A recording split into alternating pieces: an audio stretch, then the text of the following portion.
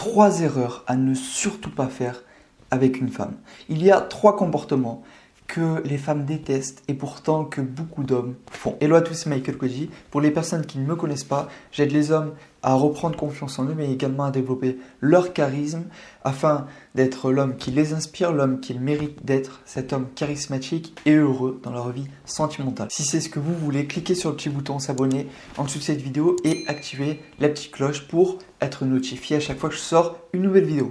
Pour les nouveaux et les personnes qui n'ont pas encore rejoint la formation totalement offerte sur le charisme, je vous invite également à cliquer sur le premier lien dans la description. Vous aurez accès à un petit cadeau que je vous ai préparé. C'est une vidéo secrète dans laquelle je vous parle des 3 clés miracles pour avoir du charisme. Si le sujet vous intéresse, cliquez également sur le premier lien dans la description. Passons au sujet de cette vidéo. Ces 3 erreurs sont faites souvent pendant une dispute ou quand il y a une tension dans le couple. Ces erreurs, je les ai faites plus d'une fois et c'est aussi les erreurs que je retrouve le plus en coaching pour les hommes que j'accompagne dans leur vie amoureuse et sentimentale. C'est au final 3 choses qui ont le plus d'impact négatif dans la relation et qui sont commis par la plupart des hommes que j'accompagne. La première erreur, c'est de ne pas se responsabiliser et accuser l'autre.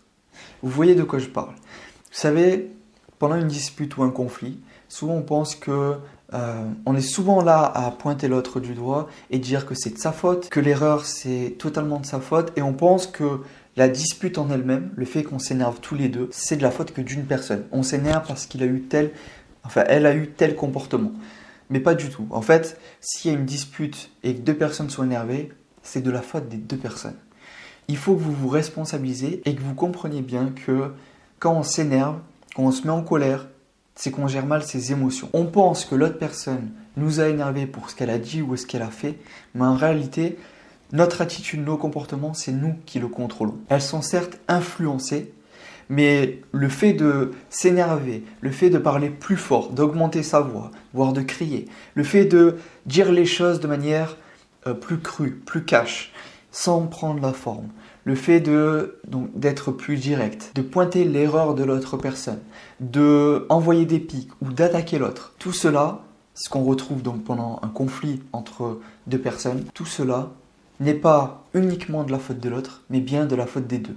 Si vous ne restez pas calme lorsque l'autre est énervé, c'est de votre faute. Alors, je ne dis pas que c'est facile, mais vous pouvez très bien rester calme tout en écoutant l'autre et rester serein. Si vous vous énervez, dans ce cas-là, vous êtes 50% aussi responsable de la dispute et qu'il y a entre vous deux, de cette tension qu'il y a entre vous deux. Donc ça, c'est la première chose, être responsable s'il y a une dispute. Même si ce n'est pas de votre faute qu'elle a démarré la dispute, si elle a continué, c'est à cause de votre attitude, de vos comportements. Donc, vous êtes aussi responsable de ce conflit, de cette dispute. Donc, on est tous les 2 responsables dans une dispute. Ça, c'est une chose qu'il faut intégrer. Sinon, à chaque fois, vous ne gérerez pas au mieux votre attitude pendant une dispute, mais vous subirez vos émotions et vos comportements. Vous subirez la situation au lieu d'être comme une personne responsable qui contrôle et qui gère les choses au mieux. Donc la première erreur que j'ai faite énormément,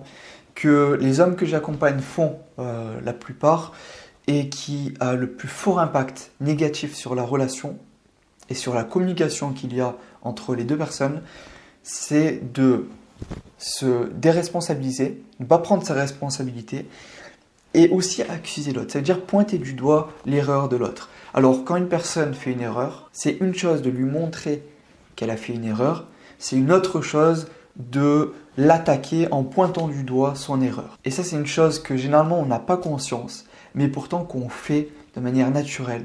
C'est pointer du doigt l'erreur de l'autre sans se concentrer sur la forme dans laquelle on le dit.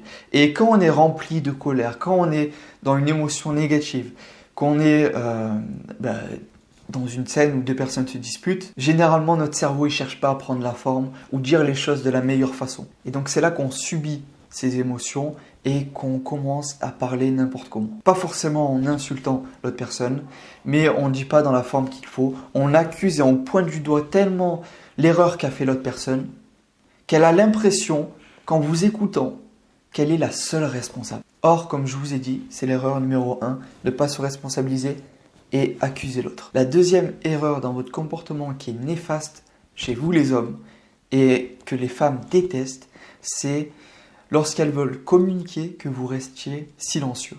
Je vais vous dire quel impact ça a.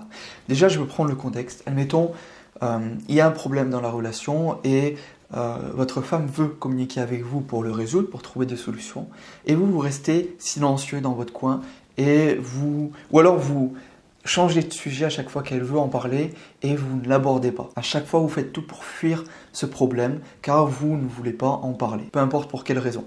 À ce moment-là, ce que ça crée chez la femme, c'est une frustration chez elle. Et comme elle est en colère et elle est dans l'incompréhension de pourquoi vous ne répondez pas, pourquoi vous ne voulez pas en parler, elle fait un raccourci très simple et qui est pas bon pour vous les hommes, c'est de se dire, il ne veut pas parler, communiquer, donc il ne veut pas résoudre le problème et avancer, donc il ne m'aime pas vraiment et il s'en fout de la relation.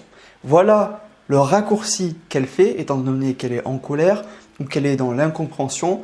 Vous, du coup, ce que vous entendez, c'est la conclusion. Elle est passée par plein de pensées différentes et plein de réflexions différentes, mais ce que vous entendez qu'elle vous dit à haute voix, c'est la conclusion. Donc, tu ne m'aimes pas vraiment, tu t'en fous de la relation, tu ne veux pas en parler, etc. Si tu voulais vraiment régler les choses, tu en parlerais et tu trouverais une solution. Bref, vous avez la conclusion et comme vous n'avez pas forcément, vous savez pas par toutes les réflexions et les pensées qu'elle a eues, par tous les schémas de pensée qu'elle a eues et que vous entendez juste la conclusion, du coup, face à ça, vous êtes perdu. Vous ne savez pas quoi répondre à cela et c'est là que vient le doute de la relation. Et c'est là que débute la crise.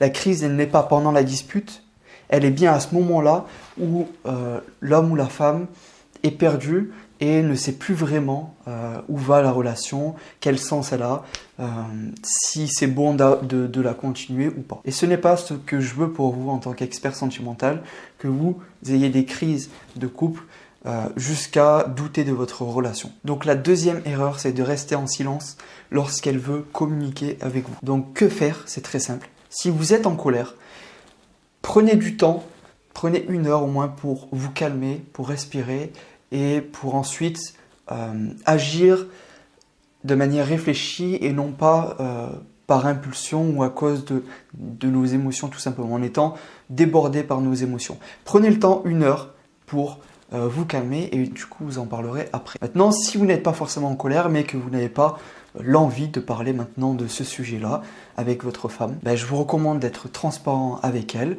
et de lui dire que là, tout de suite, vous n'avez pas envie d'en parler, mais que plus tard, tout à l'heure, vous en parlerez calmement et intelligemment pour trouver une solution et que vous ayez une communication véritablement constructive, qui soit bonne pour votre couple et qui fasse grandir votre relation. La troisième et dernière erreur destructrice pour votre couple, c'est de répéter souvent les mêmes choses.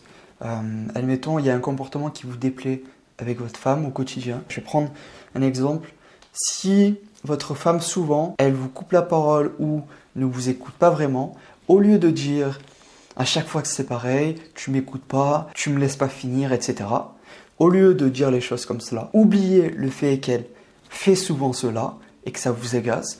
Mettez ça de côté, cette impression, ce regard que vous avez sur cela. Dites-lui simplement que vous n'aimez pas qu'elle vous coupe la parole et que vous voulez qu'elle soit plus à l'écoute. Parce que je peux vous garantir que c'est insupportable pour homme comme pour femme d'avoir une personne qui, lorsqu'on fait une propre erreur, elle nous fait souvenir qu'on la répète souvent. Mais pas en mode tu dois travailler sur cela pour qu'on avance dans notre couple et qu'on ait une meilleure relation, plus constructive, mais plus en mode t'as encore fait ça, à chaque fois c'est pareil, et au final c'est faire des reproches. Et ça détruit votre relation. Faire des reproches à une personne, même si elle reproduit le comportement plein de fois et que ça vous agace, mettez votre ego de côté, oubliez le fait qu'elle fait ça tout le temps et dites-lui simplement que ce comportement qu'a cette femme ne vous plaît pas et que c'est pas bon pour la relation, qu'il faudrait qu'elle travaille sur cela. Si elle veut faire grandir la relation et qu'elle veut avancer avec vous, elle comprendra et le retiendra. Et à ce moment-là, vous n'aurez plus besoin de lui répéter. Et donc, vous éviterez cette troisième erreur qui est de reprocher les choses, un comportement qu'elle reproduit souvent, qui vous énerve peut-être, mais en lui disant « t'as encore fait ça » et c'est c'est tout le temps comme ça et à chaque fois c'est pareil, t'es comme ça, etc. Ça c'est la pire des choses de définir une personne par un comportement. Et j'en parlerai dans une prochaine vidéo. Donc abonnez-vous pour recevoir chacune des vidéos et être plus épanoui dans votre vie sentimentale. C'est la fin de cette vidéo, je fais un récapitulatif des 3 erreurs que la plupart des gens font, que j'ai fait aussi et que les hommes que j'accompagne font et que les femmes détestent. C'est première erreur de ne pas se responsabiliser et accuser l'autre. Deuxième erreur, rester silencieux lorsqu'elle veut communiquer avec vous, notamment lorsqu'elle veut communiquer sur un sujet important ou un problème qu'il y a dans votre couple. Et la troisième erreur, c'est de lui faire des reproches, lui dire qu'à chaque fois c'est pareil, elle fait ceci, elle fait cela, et qu'elle est comme ça, etc. Voilà, j'espère que cette vidéo vous a plu. Si c'est le cas, n'hésitez pas à me le dire en mettant un like et à commenter cette vidéo si vous avez d'autres questions sur votre vie sentimentale ou sur des sujets qui sont proches de ceux que j'ai abordés dans cette vidéo. Partagez aussi cette vidéo à vos amis qui pourraient être intéressés ou concernés. Pour les personnes qui souhaitent aller plus loin, vous pouvez accéder à un bilan personnalisé offert. Donc c'est sur l'un des premiers liens qu'il y a dans la description et également dans l'espace commentaire. Vous aurez accès à un petit questionnaire que je vous ai préparé, vous répondez aux questions et ensuite je vous contacte pour vous donner des réponses et également des solutions concrètes. Et moi je vous souhaite de passer une excellente journée et je vous dis à tout de suite dans ce coaching.